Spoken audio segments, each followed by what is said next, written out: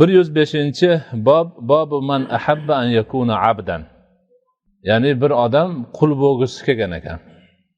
Qul bo'lishni yaxshi ko'rgan odam haqida degan bob. Qayerda mana shu gapni aytish mumkin? Ya'ni birov qul bo'lsamadim deb orzu qilishi mumkin. 208-hadisda Abu Hurayra radhiyallohu anhu dan rivoyat qilingan ekanlar. Rasululloh sallallohu alayhi vasallam aytibdilarki: "Al-abdul muslimu idza adda haqqallohi va haqqa sayyidihi lahu ajrani."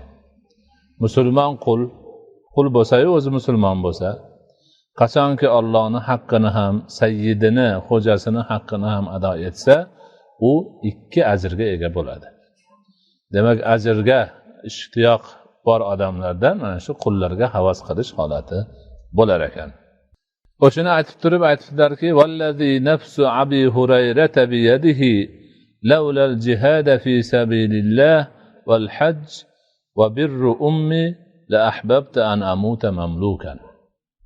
Abu Hurayra shu hadisni aytib turib orqalaridan aytibdilarki: Abu Hurayrani joni qudrat qo'lida bo'lgan zot bilan qasamki, agar Allohning yo'lida jihad qilish, haj qilish, onamni xizmatini qilish bo'lmaganda men qul bo'lgan holda o'lishni yaxshi ko'rar edim degan ekanlar.